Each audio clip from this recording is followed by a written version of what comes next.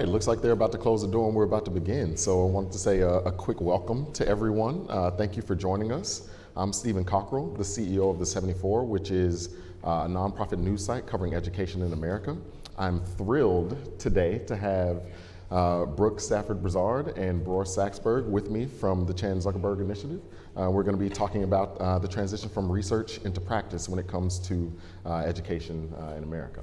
I wanted to give both of you an opportunity to introduce yourselves and your work. I know that they're both really impactful as well as very complimentary, and after you have an opportunity to do that, then we'll dig in.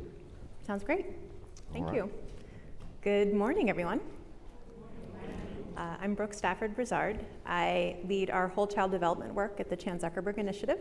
I began my career as a middle school teacher, and then I did my graduate work in human development, where I learned essentially everything I wish I had known as a teacher, and have spent my career focused on broadening the definition of success in our schools and our classrooms and grounding that in the science of human development. And the work that we focus on at the Zuckerberg Initiative is represented in this framework that you see here, which is how we define whole child. And this is grounded in 6 key developmental domains that are informed by multiple fields of science, from educational psychology, cognitive neuroscience, social psychology, and this is our holistic picture of the child, the adolescent, and frankly the adult as we think about how we support educators. And so you see academic development is here. We don't define whole child as everything but academic development. We also name social emotional development, really critical skills like emotional awareness. I'm looking at Mark Brackett, our expert here. But also resilience and curiosity. We name cognitive development because often in frameworks that look at SEL or academic, we drop really key skills like visual processing and executive function. We also focus on identity development in our work, and this is where we're really learning from key fields of science like social psychology around every individual's unique sense of purpose, their personal identity, their cultural identity, their collective identity, and really ensuring that we don't reinforce an imposition of purpose or identity on students, but that we really understand how to support them in developing those. And then we name physical and mental health in this framework because you cannot tease those apart in the child, so we don't when we think about whole child. And so we'll talk today about how we draw from multiple fields of research to inform our work in this space. And I'm Bror Saxberg. I look after learning sciences at the Zuckerberg Initiative. I started life as a researcher. I used to do research on human and machine vision at MIT. And then through a series of changes, shifted from being a research guy to being somebody who tries to apply research at scale. So I helped start an online education company. Before coming to CZI, I was the chief learning officer of a large education company called Kaplan, and so helped many different units there think through for their own students and teachers how to apply the science of learning to their circumstances. And there's a lot that we have about how learning works that can be directly tied into the actual work that teachers do, and can also help blow up some of the myths that people have about learning and about their capacity to become good at things that we really need to get out into the world, and we'll be talking about that. Absolutely, and you both actually hinted at this, we're going to dig into it a little bit now, about some of the lessons that can be learned from research, and I would love to hear from the two of you. What's the one or two kind of top line lessons that you have seen implemented within the field that have been learned from either human development or learning science?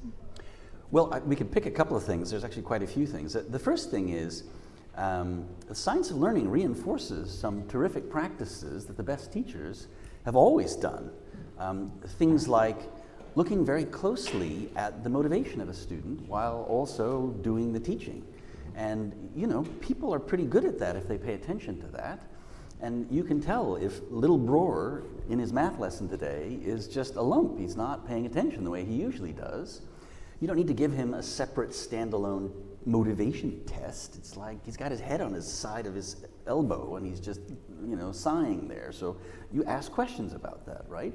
Well, the science of learning and development, as Brooke began to talk about, really strongly reinforces this idea.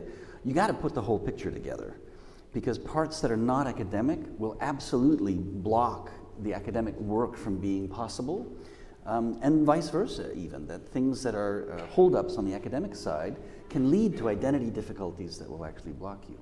The other thing that the science of learning and development, I think, does that's really important is that it helps remove some mythologies about what to think about learning. So one of the classic ones that's still around so much is this notion of learning styles, the notion that we can categorize minds as either visual minds or kinesthetic minds or auditory minds. And it's so attractive to think that we could make that distinction and then make all the instruction line up with that.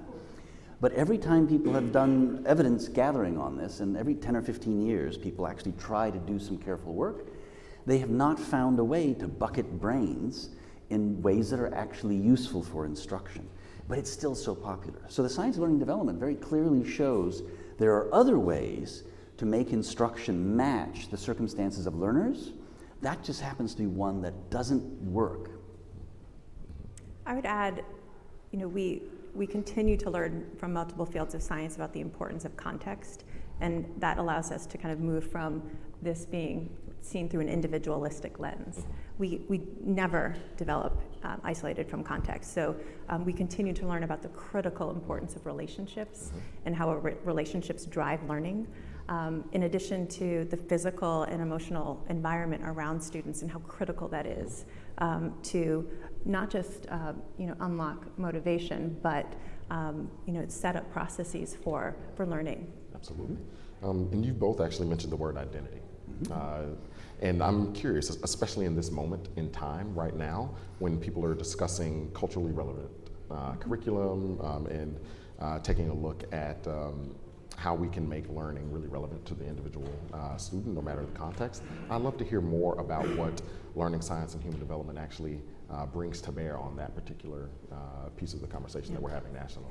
And that's a space, and I've alluded to it, where we're trying to expand what we mean by the research practice partnership. And so there are incredible researchers and partners in the field who haven't necessarily been brought into K-12 practice. And so we are working with and partnering with some incredible researchers who are helping us understand how dynamic identity development is. And we're looking at not just personal identity, but cultural identity and collective identity, how important it is to feel part of a community, in addition to civic identity, how important it is to understand what you owe back to a community. And so these are the spaces where we're really learning how that connects to how you structure a school environment, and again, something you don't impose on a child or a student, but help them understand what's meaningful to them and how they can bring that to their work in the classroom. Absolutely. So for me, that begs the question, where are you seeing people that are on the cutting edge of this research? And if there are people that are actually implementing it well, what are the examples of that? Well, in terms of identity and thinking about who you are, your sense of purpose, where you're going, one example of a set of resources and practices that's been pretty good comes from High Resolves. They originated in Australia as an organization looking at crafting students into global citizens through a series of programs in the schools across Australia. They've now managed to work with 150,000 students across Australia, have now come into the US and begun doing work in New Orleans, the Bay Area, in Canada, and are beginning to expand. And what's interesting about them is they clearly show this combination of both kind of the cognition side of learning science, but also then some careful thinking about a sense of purpose and the actual skills that are needed to be a global citizen and to have an identity that ties into your community and feeling a sense of agency within your community. And what's interesting about this is, often people think that issues of identity or social and emotional learning are different than issues of cognition or academics. In fact, all of it needs practice and feedback to become good, to become fluent, to become natural. And we often forget that about many of these other areas. So High Resolves has very much absorbed lessons from the learning sciences, and so has structured their experiences in ways that first gain interest from a class by having an interesting peak experience for the whole class at once, and then having activities that the teachers and their classes can do together within the classes that use the same frameworks and reinforce those spaced out over time, again, spaced repetition, and then finally have outlines of how to engage with the community on projects that make use of the same frameworks that the students have been practicing in their classrooms. And again, that's based around the research that says you need to end up practicing in contexts that are as close to the real world as possible in order to keep triggering those frameworks for the rest of their lives. So it's a great example, I think, of folks who are mixing together learning sciences, but also these ideas of identity and purpose that are so valuable. Absolutely. Yeah, so in a previous life, I did a bunch of work with education organizations that were attempting to change practice, which is a lot of what we're going to be discussing today, all the way down to how do you get a teacher to change their practice when they're delivering content to a student, and all the way up to how do you get senior leaders at the largest school districts in the US to change the structures and systems that are in place to actually facilitate that sort of teaching and learning. If you could identify one or two gaps within translating the lessons that we know are effective, the things that we've researched and know are really critical to human development, to student learning, what are the one or two gaps that exist within like our current education structure in those places where we could really move the needle? Well, I would recognize this is not just a gap, but a contradiction of what we understand of child and adolescent development in terms of how many of our discipline systems are structured. And so we know that what a child and adolescent, even though it can be very frustrating, needs when they're escalated is connection and support. And a lot of our practices still tend to isolate the student, immediately provide consequences that don't help them to understand how they can build a skill for regulating and de-escalating. And we don't prepare teachers with the brain science and the science behind this to help them understand, again, what's happening to the brain and how they can support that student. So that's a gap that I think we can address, and it's one that we've heard so significantly from the field. Absolutely. And I would add to that, that's an illustration of a real kind of institutional problem that education seems to have, which is this translation gap. And many other fields actually successfully, not perfectly, but still successfully move from the research environment into practice. So medicine does that. Another example is when you look at chemistry and chemical engineering, for example, if you're building a new pharmaceutical factory, the last people you want designing it are chemists, because they don't understand health issues, they don't understand economics, they don't want to figure out what is the metal needed to hold 5,000 gallons of reactant. They have no interest in that. And so you need someone who loves that kind of work and, to Brooke's point, is multidisciplinary, is actually drawing from multiple sciences at once to solve a practical problem. And that's why chemical engineering as a discipline, in a sense, exists. And it is a thing that people get trained on. They are trained on modern chemistry, and it gets updated as chemistry changes. But the real work is that application work. And we don't have that running right now within the education space, an equivalent of kind of a learning engineering analog, if you will. So you would have no way of really knowing this, but my sister's a chemical engineer, and this is, I mean, that was almost triggering for me. Like, it took me back to far too many kitchen table conversations with her about how critical her role in the world is. I agree with her. Yeah, I mean, she now agrees. It's on I was record. gonna say, now it's on record. Now I'm gonna have to hear about it again the next time I see her. But that actually brings me, to this question, right? We're talking about translating research into practice, and you've just identified, one of the structures or roles that other industries have put into place to actually do that effectively. What do you think that would look like within the education space? Are there people that are doing it? Yeah, I think that there are people who are doing it. We just haven't kind of formalized like what this is, and there's certainly no structures to actually train and build a stronger pipeline. But we've spent the last year learning deeply about a number of schools that are integrating whole child practice. And so there's a school in Atlanta called the Atlanta Speech School, and they have a specific role there that is focused on pulling from basic research. So a researcher, Pat Kuhl at the University of Washington, has done phenomenal research in language development, but that's in basic research. It's laboratory research. And so there's a specific role at this school where this individual and her team are drawing from that basic research and working to translate it into practice and what it actually looks like when you prepare teachers around it and build structures to apply it. But that's the frontier. We do not have enough of those roles. We certainly don't have them in all schools and certainly not in all systems, but the breakthroughs that school has had accessing research that they wouldn't have otherwise are profound. Yeah. And we are trying to help think through what can be done to bring more of these ideas into practical use for the ecosystem. So for example, we've invested in something called NeuroTeach Global, which is it's actually a learning science grounded professional development approach to helping teachers apply learning science in their classrooms. So it's a little meta in that it's learning science used to design a program to help teachers apply learning science. And it sounds very complicated, but it's actually very straightforward. It's basically, at the beginning levels, it's simply iPhone-based or smartphone-based scenarios of situations in classrooms whose solutions are tied to principles of learning science.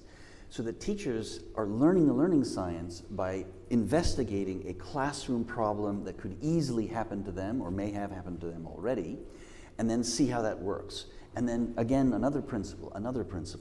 And the idea is these are 2 to 7 minute segments, so they fit into the day and lives of incredibly busy professionals, and they build up over time. Ultimately, at the highest levels, you use that same smartphone to actually do videos of attempting to run that practice in your own class, can submit those and get feedback on that from the community of learners who are kind of in your cohort. So it's one of the ways to try to get this kind of information into the hands and hearts of people who want it and need it. Another example of this is work we're doing with a group called Deans for Impact.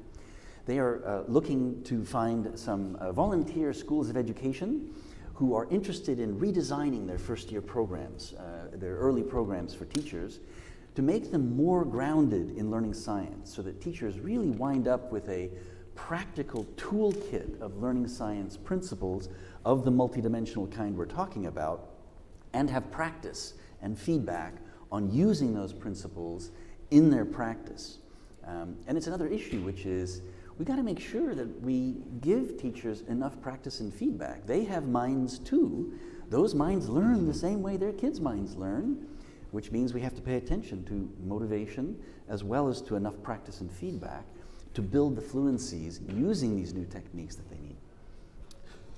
So you've both just mentioned, 1 or 2 potential new programs or technologies, a new staffing role that could live at a school or at a network. And I'm channeling my friends who work within schools and networks of schools, and they're freaking out right now.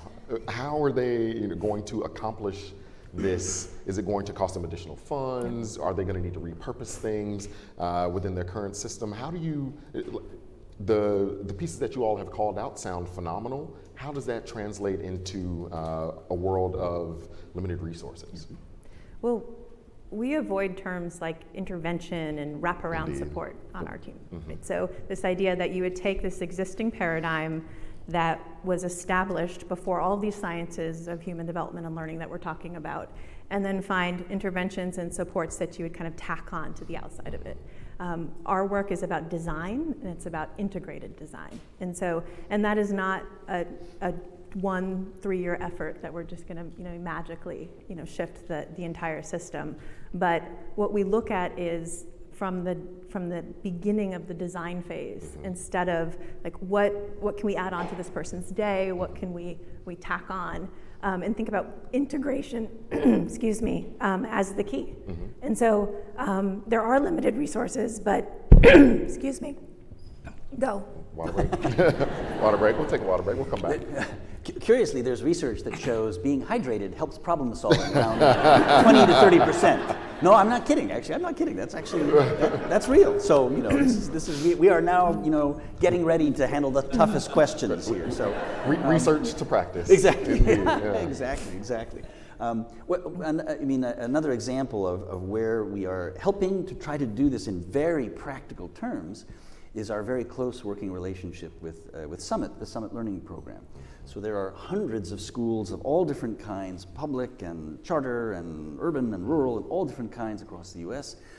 50, 60,000 students, I think. It's a very large network.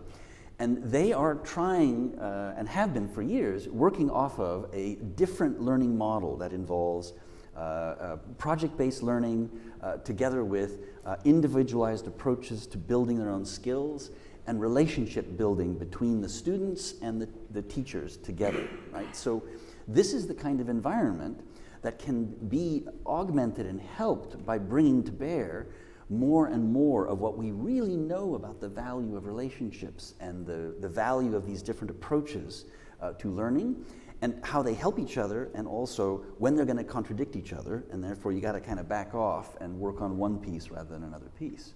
So that partnership allows us to end up being very grounded in real world practice, so that as we begin to try to work with others and get ideas into the ecosystem, we'll have a partnership there that allows us to really test and see in many different circumstances, what do you have to do to make this stuff work? Context is really key in all this. Brooke, you actually just mentioned a design process to implement these things, that it's not just an add-on program or adding one position to a staff, but you actually have to take an organization through a design process to actually, in a lot of ways, reconfigure how they function. And I've been a believer for a long time that success is a function of realistic expectations. So can you talk to us about how long those processes can take to really do it and to do it with fidelity, and some of the barriers that you've seen folks run into? Sure. We continue to learn from partners who've been at this for decades. This is not an invented wheel. Yep. And so those who we have best understood kind of where there are barriers and accelerants to this did start at the design phase, but it's this is decades of work. And some of the things that we've learned is are how critical adult capacity is, but two things. One is the knowledge base that we need to develop in adults. We do not prepare teachers through the lens of human development.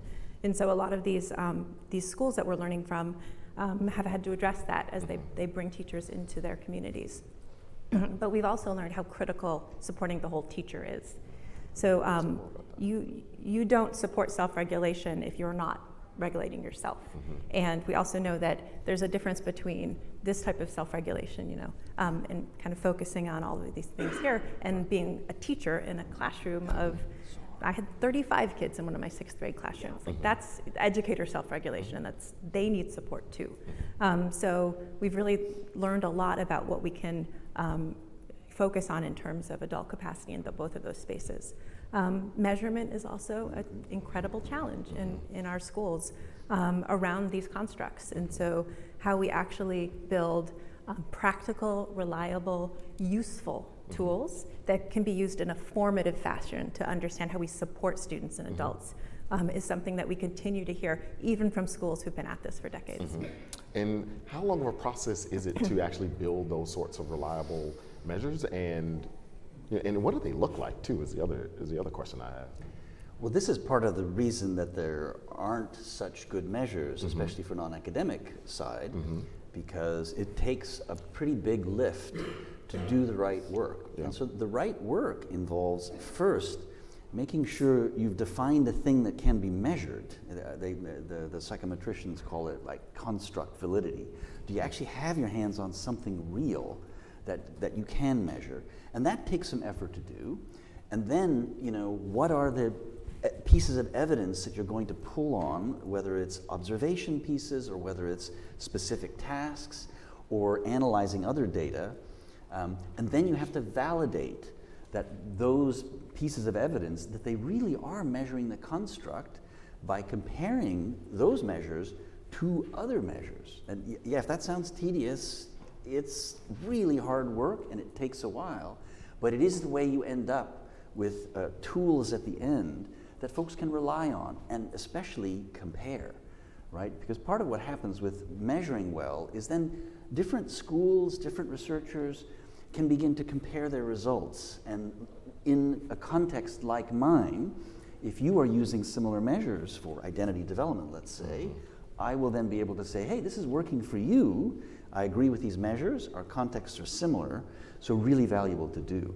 But it can take 4 or 5 years sometimes to build new measures.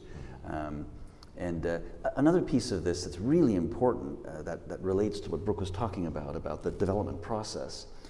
We're trying to get communities in much earlier into development processes than they historically have been.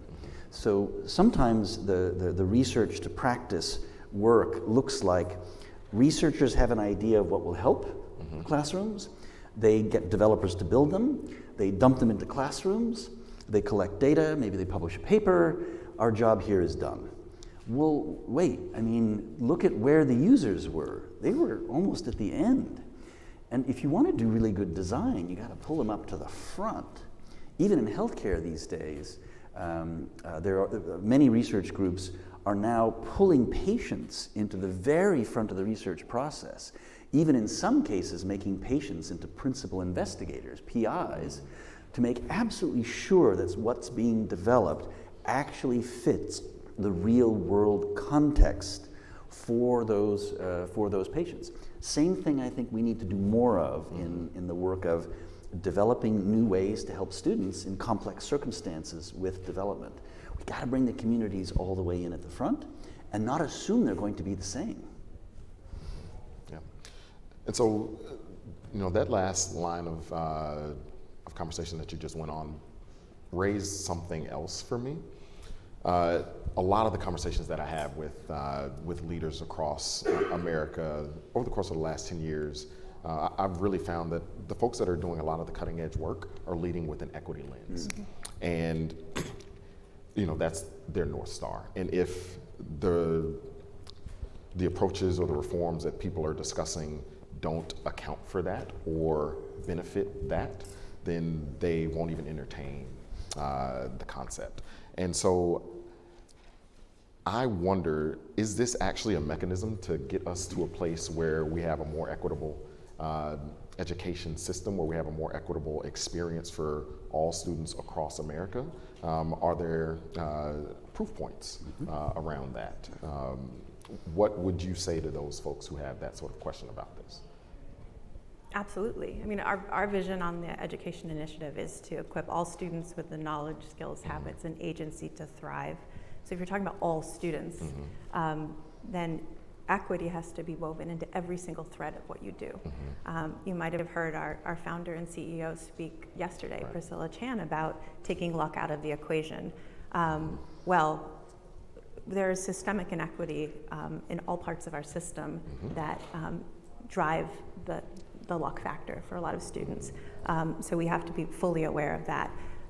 That said, I would say first and foremost, we approach equity through an asset-based lens. And so it's not everything that's wrong with these communities, everything that's done to these communities, but how are we leveraging the strengths and assets of students in their backgrounds, in their cultures, in their communities, and ensuring that they are at the table to name not just kind of the supports that are needed, but the outcomes that are critical. And so it's woven into all of the different components of our work, from the basic research and ensuring that we move from basic research that's done with homogeneous populations and not representative of our students in the field, all the way through to how we're actually partnering and ensuring that our communities and our teachers are at the table from the front end.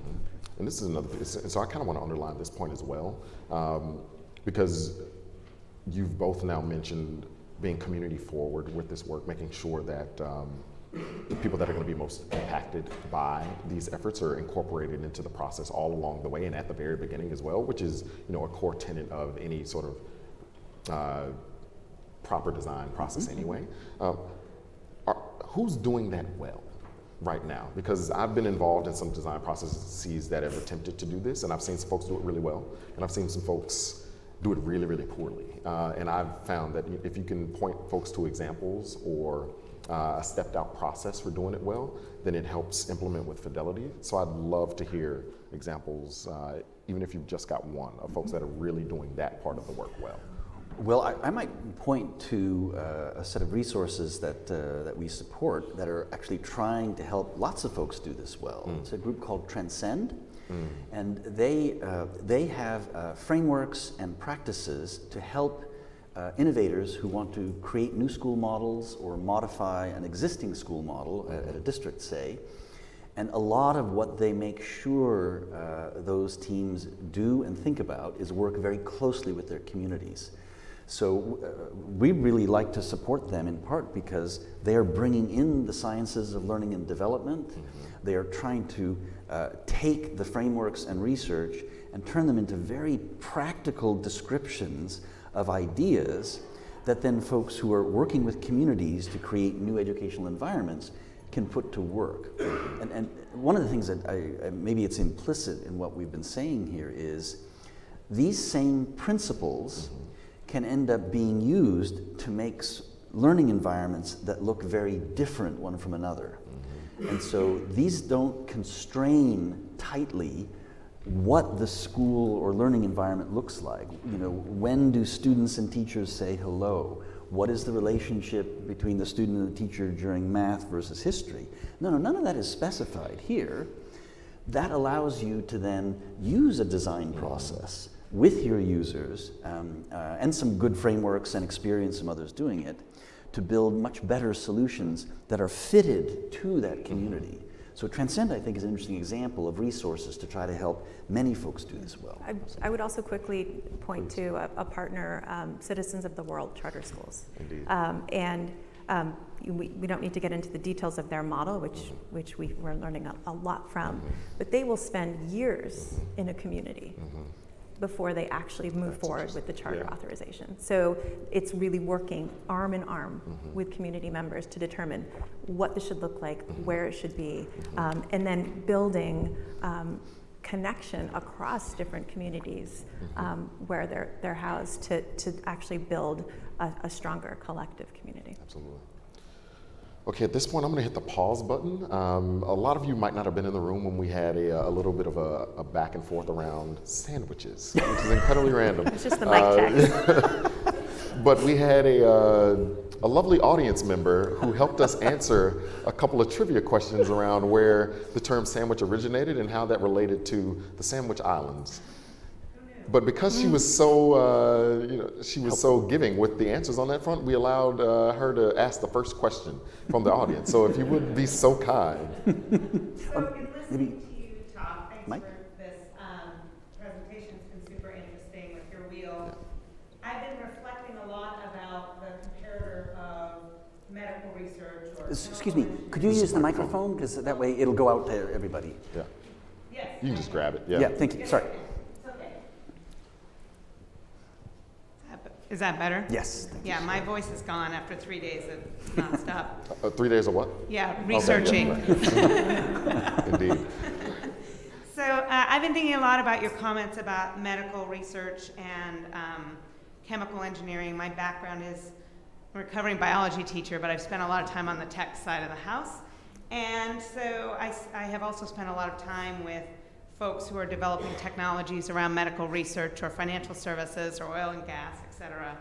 And then thinking about the role of scale and scalability. And really, I don't think it's practical to think you're going to have a dedicated head who mines for fundamental research in every school. I just don't think there's a practical funding model for that. So can you speak to the role of, the reason that pharma has moved so far towards that personalization and scale of things like cancer is because of the investments of the Broad research and in fact the Gates Foundation, and they've really leveraged the technology for that scale. And I think in K-12 education, it's still locked up in disparate SaaS systems and solutions. So can you speak to anything that CZI might be doing specifically around thinking about how to take data and use it to inform and scale this sort of translation from research to practice? Mm-hmm.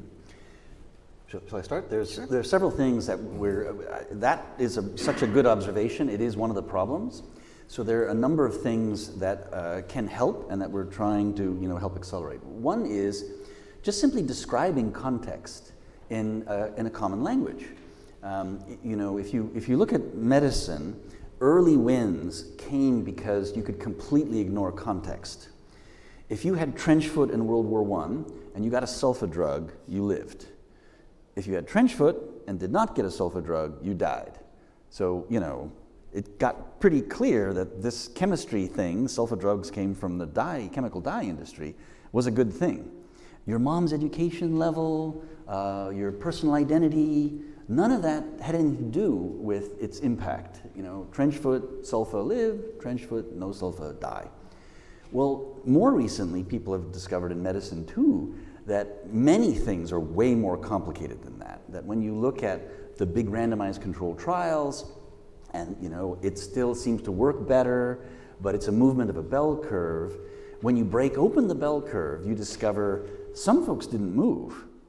A few folks, even in successful trials, unfortunately went the wrong way. And so now they've begun thinking, we got to pay attention to subgroups, to the context of the patients. Well, learning has actually always been such a context-relevant discipline. And if you think about it, if all of us define those contexts differently, then we can't share our results. So one of the things we're doing is working with a research group on a project called Impact Genome to try to look at research papers and begin to code them against a common taxonomy of where was this research conducted? What kinds of schools, what kinds of teachers, all of those context information, so that if you're in a certain kind of school and you're looking for help on math for my kind of school, that then the database you search can become more context relevant. You may not find a school that's exactly like yours, but you can find schools that are closer to being like yours. Instead of now, when you look up math research studies in middle school, you'll find 20,000 research studies, but you have no idea whether they are relevant to my students and my teachers. So I think that's one of the pieces that we're trying to do. And to push that taxonomy beyond math, reading, to pulling from the clinical research and understanding how important it is to understand how we support the mental health of students in schools. So the taxonomy, we want to become something that's more representative of this. Even though we won't expect every school to have a functioning health clinic, it's really about how we understand the 24-hour cycle of the child and how we can support needs, but making sure that our taxonomy expands beyond the traditional academic definitions. You may want to talk a little more about the frameworks and working with multiple frameworks and sort of pulling them together a little bit. I think everyone will fall asleep. So no. Thank you for your kindness. You're welcome. And so our agreement was actually that you got to ask one and to gift one. So who are you gifting your next question to? There we go. Microphone? Oh. Sure. Did you plant him? No. So we, look, this is a framework. We have, I think, actually over 130 whole child SEL frameworks in the field, right? And so we have investments to ensure that we can support the leaders in this work to align to the latest science, and then align and build more coherence across each other, so we stop confusing the heck out of practitioners. And so, in addition to that, there's the piece of actually putting the work in a framework. This is very high level, right? So are many of the frameworks out there. So how do we support practitioners to find the right tools and supports to actually take the framework and put it into action and take ownership over it? Yes, okay. Stephanie Jones at Harvard wrote a nice piece about this, the difficulty that practitioners have right now because of the chaos of terms. So if I want to, provide some training on, communications skills of students, well, different people are defining that different ways. And so as I look for research and then look for tools and then try to find a way to measure it, I run a serious risk of having an incoherent set of things that are all called communications, or even worse, SEL, right? An SEL program. And the result is it doesn't appear to work. But what may be wrong is that none of the pieces were actually going after the same constructs. And so this work really is important to kind of cross-connect these and then find tools to help practitioners be able to find the things that are matched up. Absolutely. Sure. Yeah, so my understanding was that all of you are here today not just to hear directly from us, but you have some questions as well. So don't be bashful about those questions. There's a microphone here. Feel free to hop up and to ask. While we've got these two, let's leverage their learnings. Great, thank you. I really appreciate this really invigorating conversation. Picking up on a couple of the pieces you're just discussing about the way to assess and the way to measure, particularly outcomes. And so I guess what I think a bit about is the old question of if students sort of do and learn all of the things that teachers or an educational institution ask them to do, then what have they learned and what are they able to do? And so when I look at this framework and I think about, okay, so what kind of adults would this produce? Like, does this produce the adults, the leaders that we need to go work on the problems of tomorrow? Like, those are outcomes. And so we're in this current educational context, we use these proxy measures of like 10th grade math and English scores to try to anticipate where they will be. And I'm thinking about the talk on the Harvard longitudinal study of saying, okay, 75 years later, the relationships that you have are vitally important to your ability to thrive. So with the resources that you have at CZI, are you engaged in those kinds of longitudinal studies? And what are you able to learn about those longitudinal effects that then we can sort of back map to say, all right, well, what are the things we should be looking at in schools? Because some of the conventional metrics don't seem to be picking that up.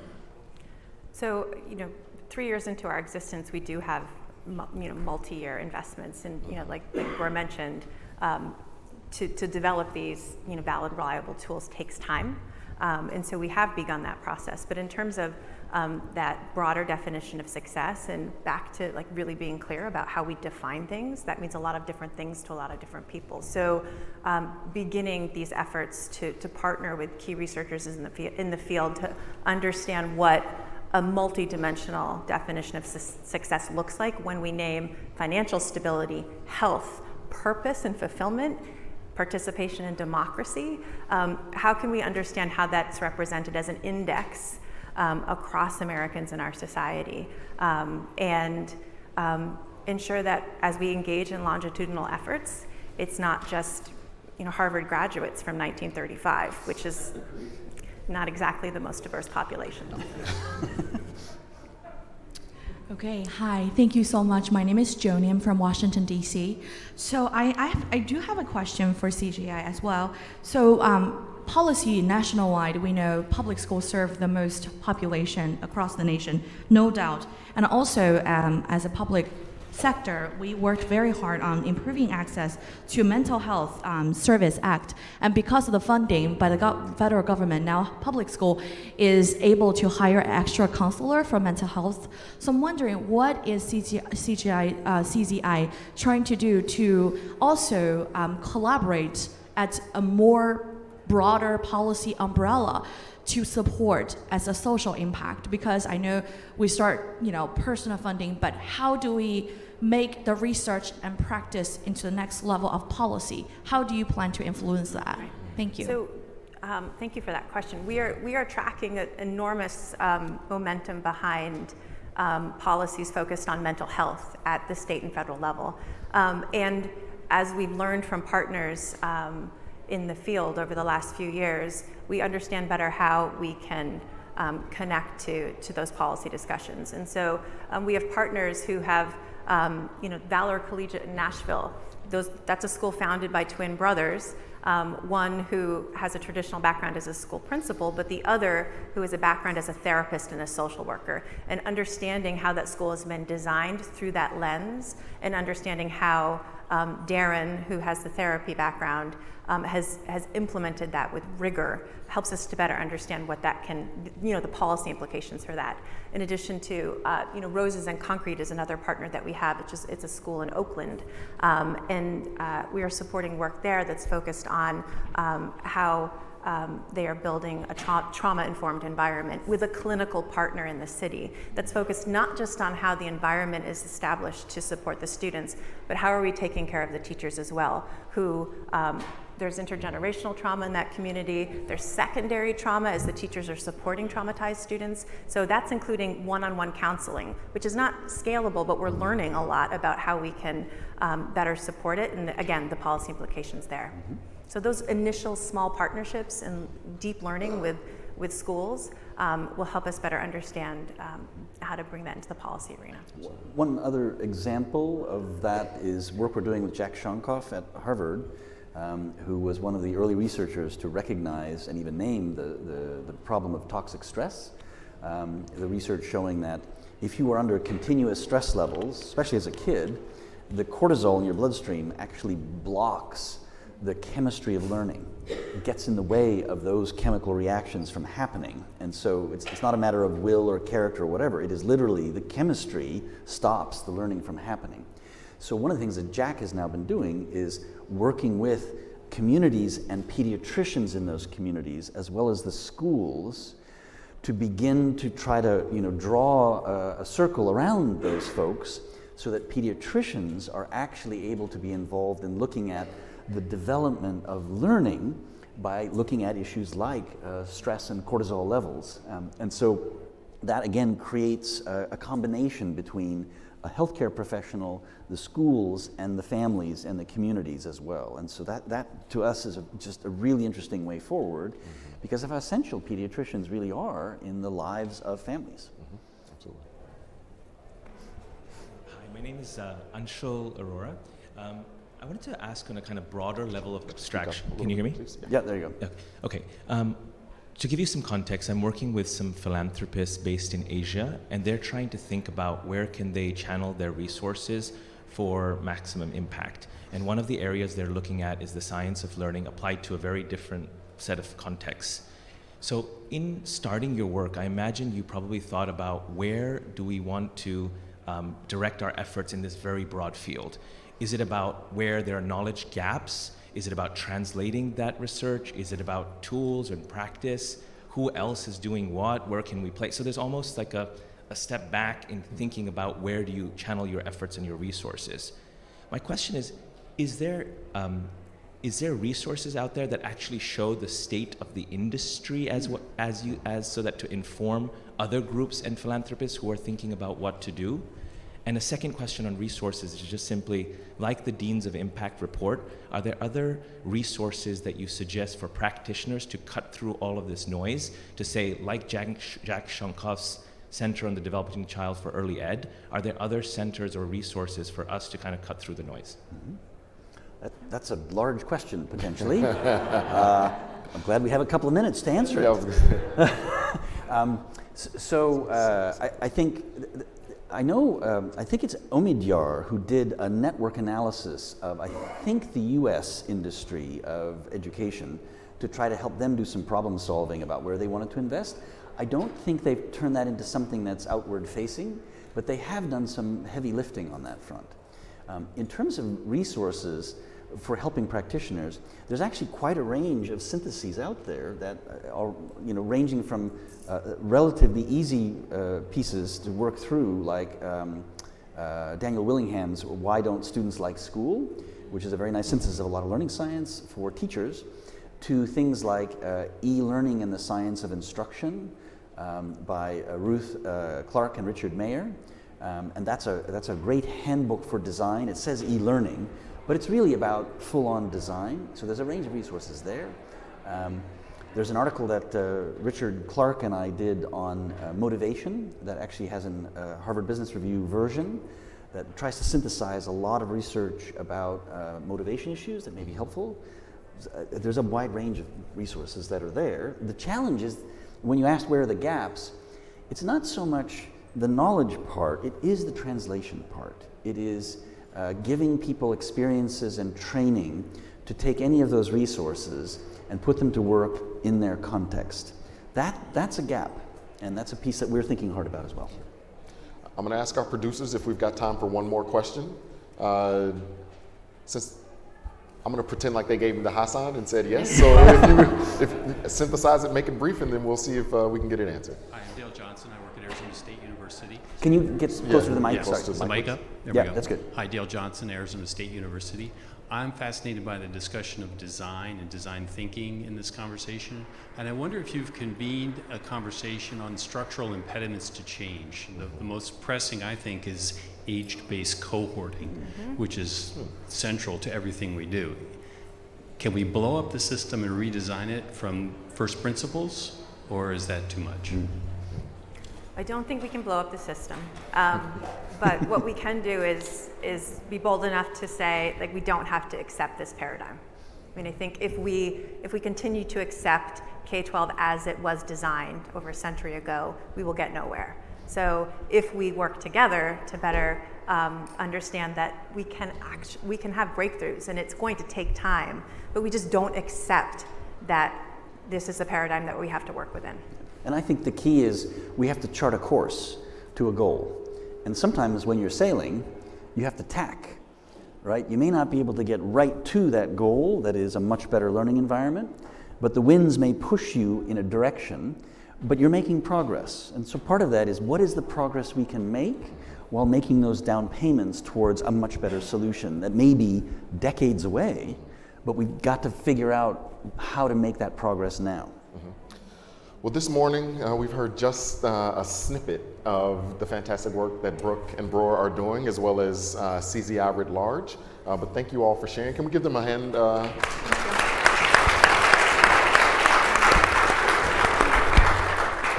They'll be available outside of the room, as well as for the remainder of the conference. If you have additional questions, feel free to grab them, exchange contact information to find out more. Thank you all for your time this morning.